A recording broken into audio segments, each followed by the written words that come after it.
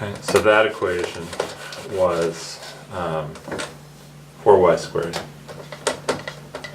and 7y minus 12 over y plus 2, y minus 3. So initially, what am I going to do? You just split it into a over y plus b over y plus 2, c over y plus 3. Y plus 2 minus 3. Okay. C over y minus 3. Okay. And we found A was 2, B was 9/5, and C was 1/5. So let's use the Heaviside cover-up method. Camera isn't on. What? Yeah, it is. It is? Yeah. Oh. Huh. Alright. So I guess we can first multiply by y to find a. And then we plug in y equals 0. So we get, I guess you can do that all in one step, I guess. So the top square turned into minus 12. Bottom's gonna be, well, the a goes away, or the y goes away, and it's minus 6 equals a. So a is 2. Okay. Which is what we found before. Alright. So let's write that there. 2. Alright. Do write out your work for B, since you did A in your head, and then you can do C however you want. But write out what you're solving for B here. B is 4y squared minus 7y minus 12 over y times y minus 3 equals 2 times y plus 2 over y plus c times y plus 2 over y minus 3 plus b. Okay.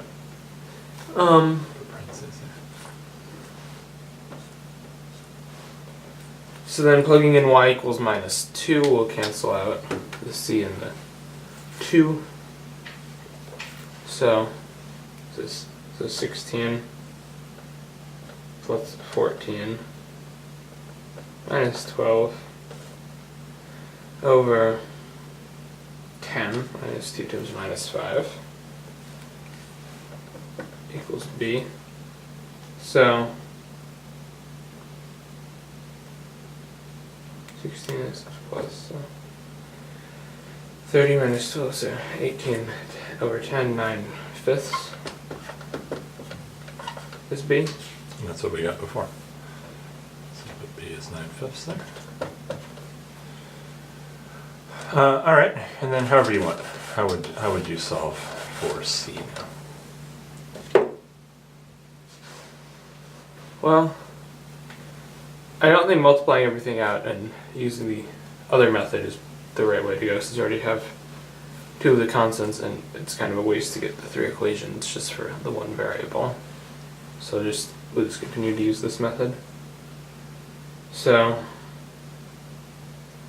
you get 4y squared minus 7y minus 12 over y times y plus 2.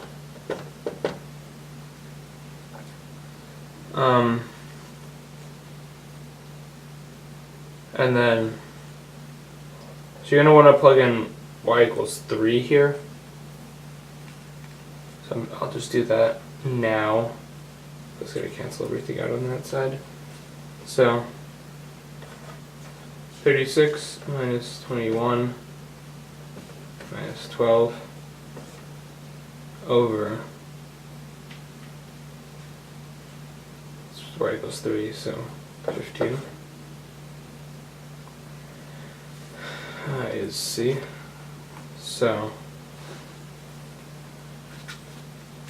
33, so it's minus 33, so it's 3/15 or 1/5 C, which is what we had before. Cool. Yeah, and so we got exactly what we got before using the Heaviside cover-up method.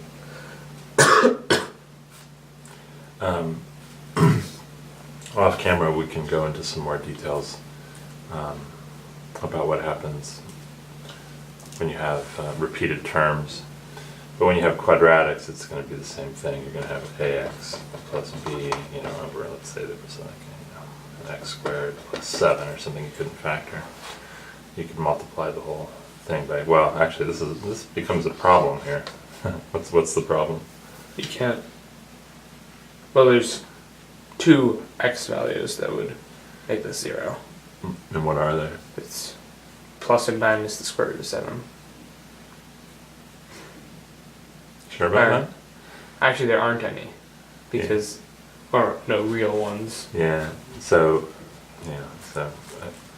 I wanted to show you an easy case, and I actually showed you one of the more stranger cases. If you if you use an imaginary number for x. Right. That's what you would have to do. But anyway, it's useful.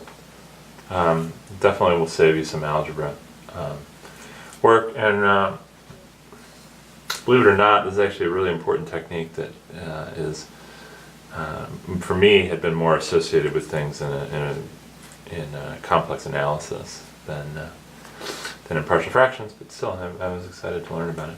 So anyway, nice work this morning.